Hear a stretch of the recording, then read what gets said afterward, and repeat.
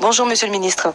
Bonjour. Comment est-ce que l'Angola accueille la décision du président Kabila de ne pas se représenter?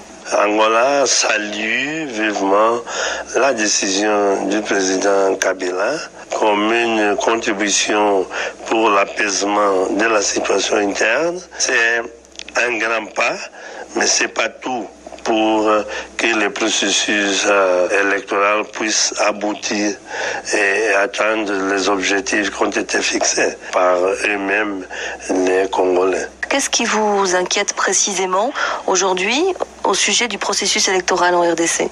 Pour nous, dès que l'accord de Saint-Sylvestre soit respecté, tout va bien. Il a respecté la Constitution en prenant cette décision.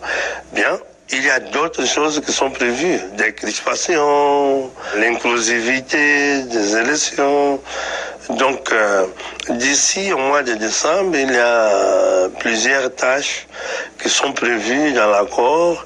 Et pour nous, on ne souhaite plus que voir l'accord respecté et que les élections puissent contribuer pour l'accélération du processus de stabilisation en RDC. On n'a pas aucune intention de s'immiscer dans les affaires internes de la RDC. Vous parlez d'inclusivité et d'application de l'accord de la Saint-Sylvestre. Cela signifie que vous souhaitez le retour de Moïse Katumbi dans son pays? C'est pas à nous, en tant qu'Angolais, de choisir les acteurs politiques ou les candidats en RDC. Son retour, c'est ce qui est prévu dans l'accord de la Saint-Sylvestre. Oui, mais dans la déclaration de Saint-Sylvestre, il y a au moins plus de 40 tâches qui doivent être accomplies. Il y a aussi l'accès au processus électoral et il y a la loi ou les lois de la RDC. Donc, c'est pas à nous de faire ce commentaire.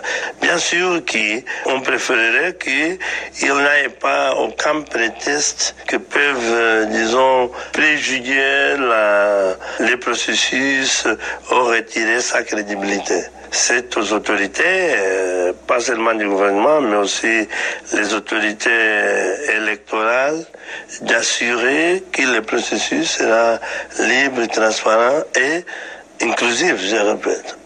Dans votre analyse, le risque d'une élection non inclusive, c'est celui de la déstabilisation?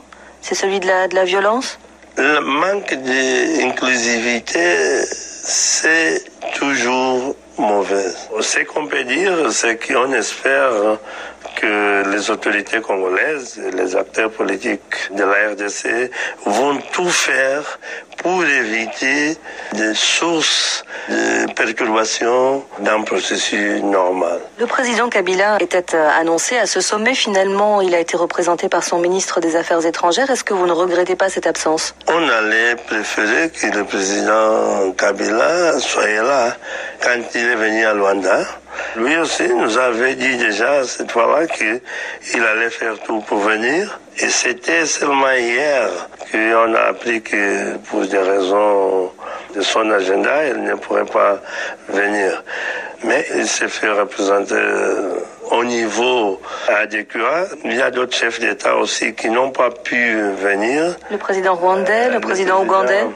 Donc c'est pas à nous de regretter ou pas.